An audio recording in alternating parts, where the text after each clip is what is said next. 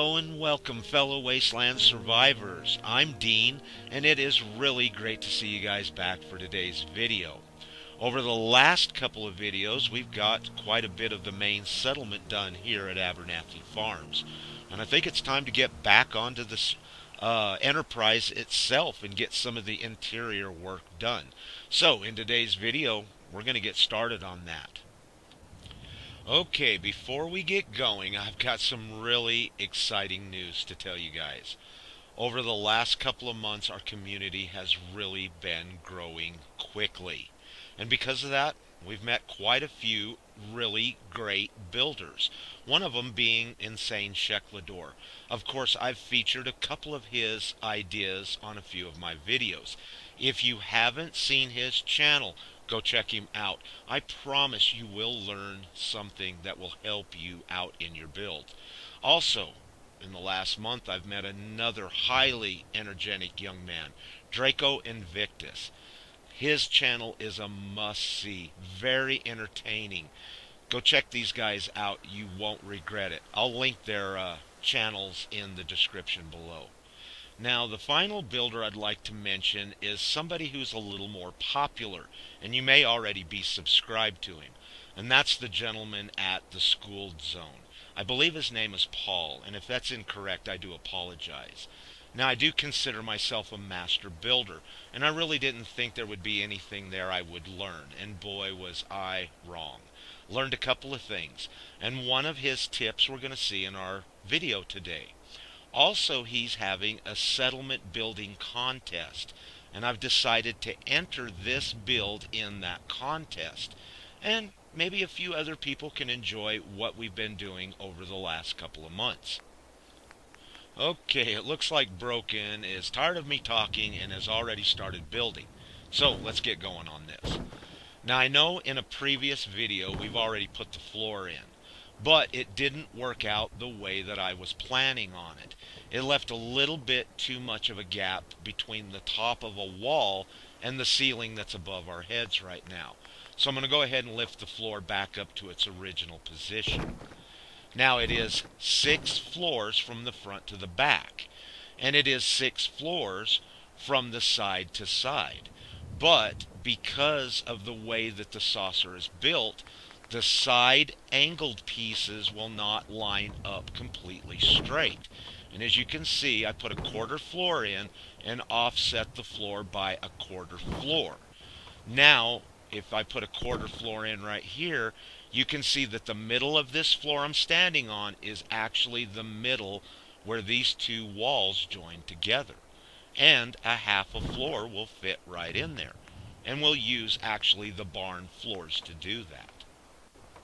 Now, the main reason I'm re-showing this over again is I did get a comment from a gentleman saying that he wished I would have shown how I put the floor in a little bit more detailed.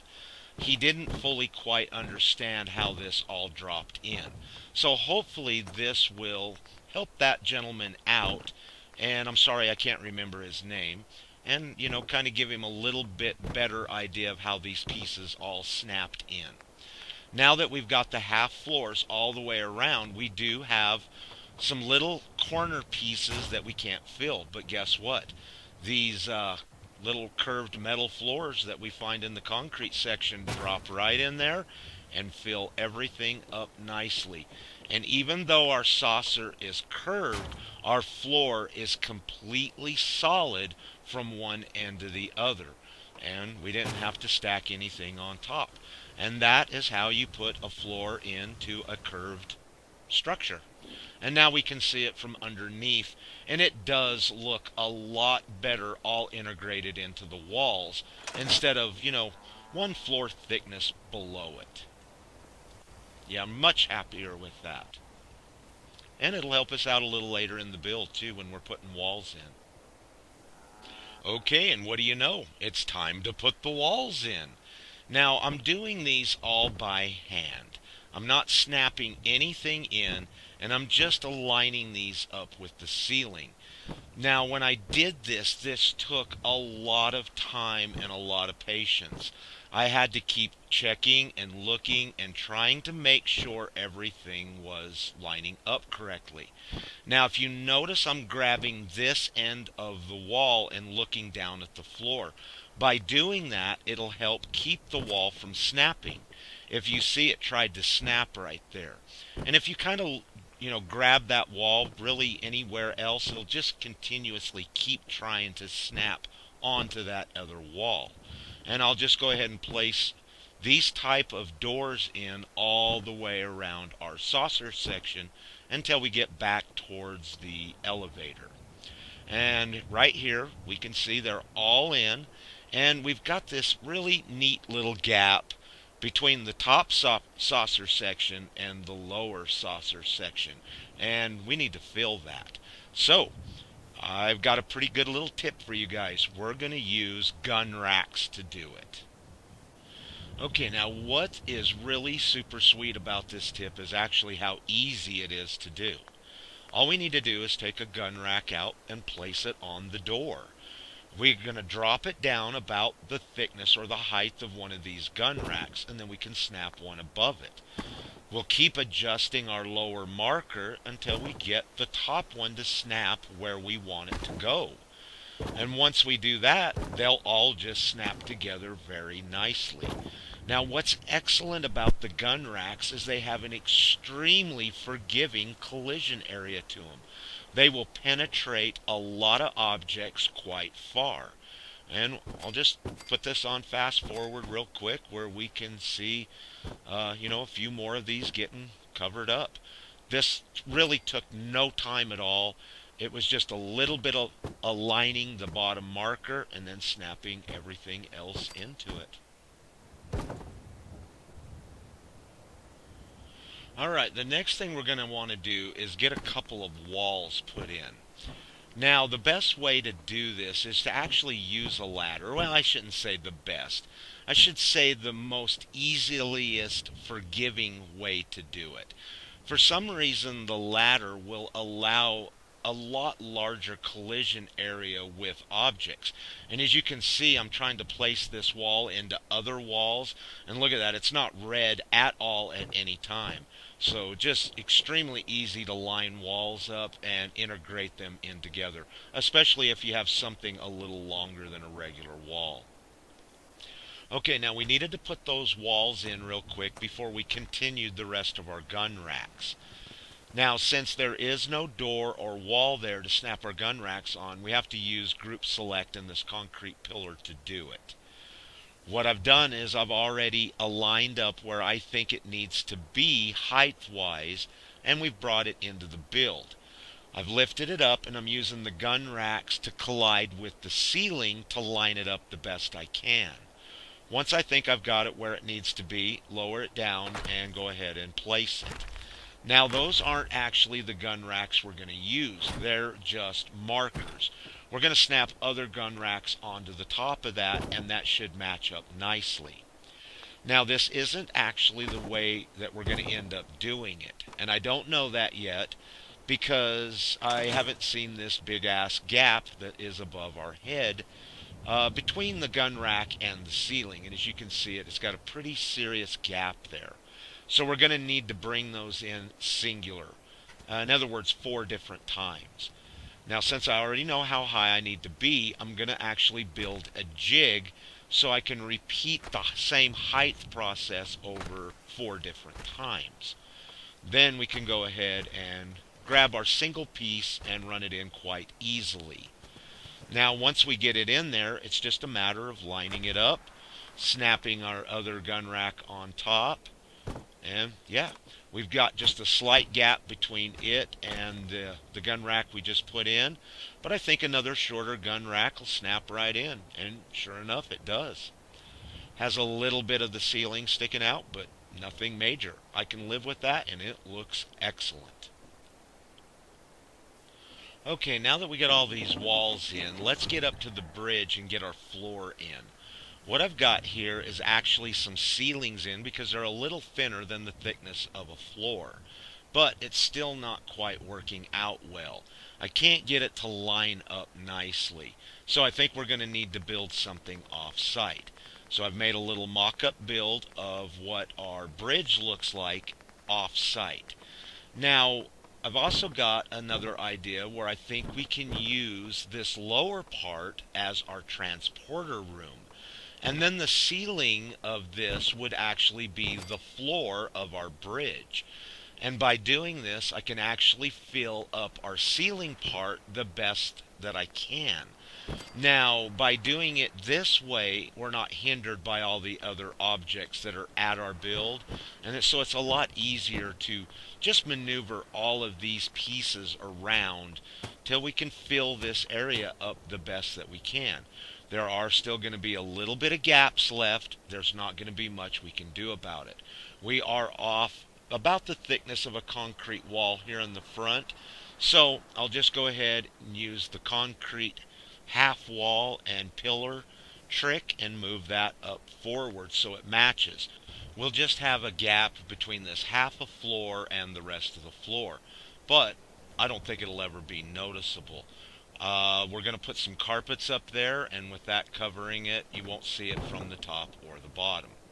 Now, since we did put this ceiling in using a upper shack floor, we are one floor thickness above the height of our walls.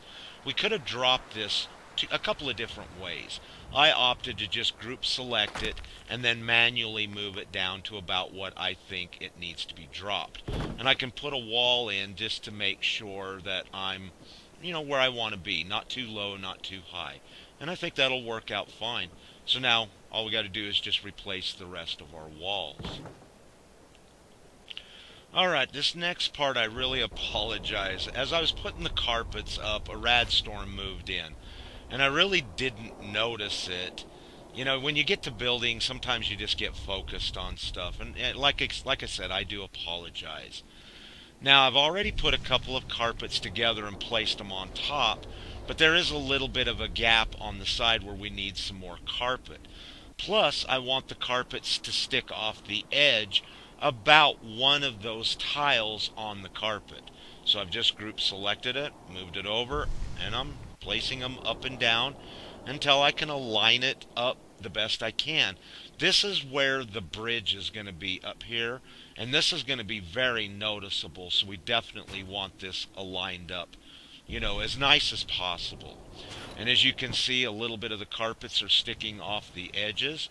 And now I'll use the ladder and group select, and let's go put it in. See if we can get it to go in where we want it.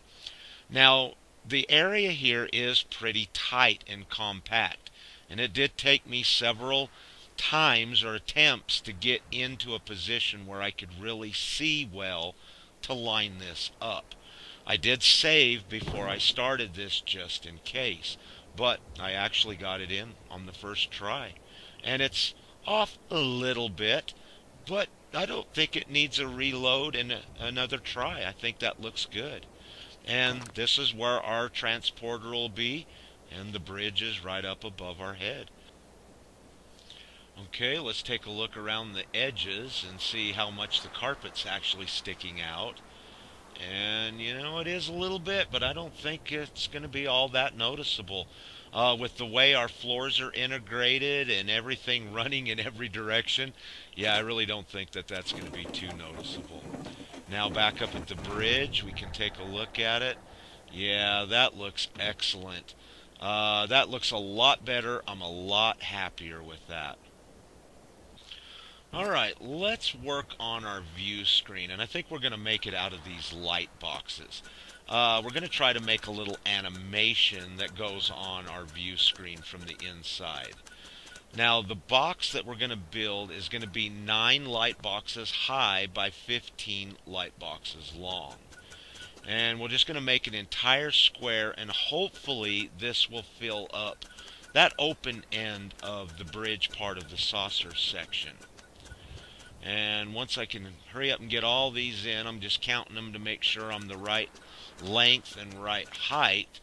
we're going to go ahead and group select them and bring them into the build. Now I've already got a metal post up with a electrical conduit, so that way we have a little bit of room to maneuver around. And then we'll try to line it up. I've got a couple of computers in, I've got those counters down, and we'll just try to center it up here the best that we can. Now this did take a lot of finagling and a lot of adjusting. And yeah, I really don't like those light boxes penetrating up into the ceiling like that. So I'm going to have to sleep on it, and I'm sure we'll come up with something a little different there. Now the next tip I'd like to show you guys is how we can create walls by using something other than walls. And we're going to use these pictures to do it. The backs of them look pretty cool. So I've got a regular vanilla wall up, and we're using it as a marker, a height marker. And then I can adjust these two pictures to match the height of that vanilla wall. Now, of course, it's not the width of a vanilla wall, but it still has a nice look and is a great alternative to building walls in your settlement. Now, over this next segment, we're just going to take a quick look at a couple of different ways I was fooling around trying to make some items look like computers. So, we've got a little lit up sign that you find in the DLC section of Nuka World. I think it's under the Nuka Girl category. When that gets electricity, that'll light up. We're putting a couple of light boxes in. I think if we program them with some interval switches, make them blink on and off, that'll look cool. And we'll put a reactor sign up here. And this could probably be like maybe the monitoring station of our warp core engine for the spaceship. And like I said, I'm just fooling around with some different ideas, and I just thought you guys might be interested in seeing some of them. Okay, for this next part, we're going to use the quarter floor as like a carpet. And we're going to bring it over and line it up to these two dressers. Now, the reason that we're using a quarter floor is because when we delete the floor out, the object, which happens to be that table, is going to want to drop. And because of the thickness of the quarter floor, it'll actually drop down to floor level or ground level. If we'd have used a carpet, it just would have dropped down into the ground. Now I can go ahead and use a metal post and group select the whole lot of it, take it over to our build, and line it up the best that we can. And that might give us a pretty cool, part of a computer look there. We could maybe put some neon lights up, like the little dashes, and make them blink too. Now we'll just go ahead and continue more of these pictures for our walls. Now I've discovered that actually stacking them on top of one another is the correct height that we needed. When we were using the wall earlier, you saw that I was down in the lower picture a little bit, and it kept us quite low from the top of the ceiling. And now that I've got several of these in, everything's lining up really nice. It's looking good in here. And as you can see, by putting these pictures in and using them as walls, it's actually changing the look of the inside of our saucer section. Now I want to go ahead and put a couple of more of these computers in, and I'm going to use a double carpet. We're going to place it up on this concrete curved quarter floor, and the reason is once again, when I delete the carpet, the computer will drop straight down to the floor. You'll see me use this technique or tip quite a bit in the build, or rest of this build. Now the next thing I'd like to do is add a scavenging station. Carpet glitched inside of that computer. Maybe it will make it look like, whoever's assigned to that scavenging station is actually working on that computer. So let's take a look at what we've got so far. I've got some of the electrical hooked up, and we can see how it's looking. It's really looking good. Now with the guy at the scavenger station right there, when he starts actually working on it, it does block, getting around there. So the scavenging station is cool, but it didn't really work out, and I did have to take those out a little later on in the build. Now our screen is looking okay, but I still don't like the light boxes penetrating into the ceiling. We've got to do something about that. But yeah, I've got a few of those light pictures in with the computers, and so far everything's looking pretty decent. But the captain's chair is just not doing it for me. I'm definitely going to have to come up with something better for that. Alright, now let's work on our transporter. And I think using these curved floors and the curved concrete walls will look excellent. Now, what we need to do is create something that is round that we can stand on. So I'm going to lower it down to a certain height on the ground. We're going to put a fast travel mat down, and then I think we'll put a square mat on top of it to cover the look of the fast travel mat. Now I'm going to put one of the round containers on some carpets, and I'm going to carpet glitch it into the center.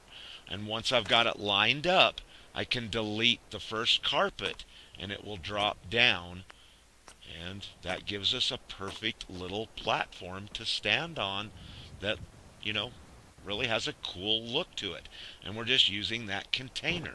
And since we're going to group select this whole thing to move it over to our build, that container will go with it and won't drop out the bottom. Okay, now for what you've all been waiting for. The tip that we saw on the school zone. In the Vault Text section, in the sign category, you can find these little arrows. And since I kind of want to put it in a specific spot, but it's going to be hard to see, this little arrow will help mark where I want to line the wall up to. This is an excellent tip.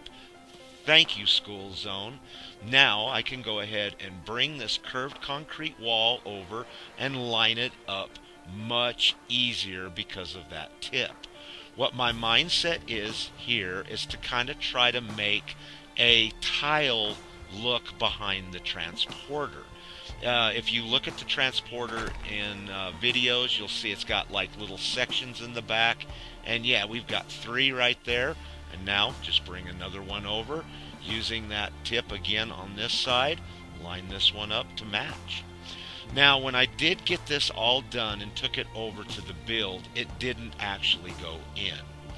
I've changed the floor up, and I've reversed these curved concrete floors to give us kind of like a diamond shape in the center. That should allow room for the container that's in the middle of the floor to pass through so we don't have any collision issues.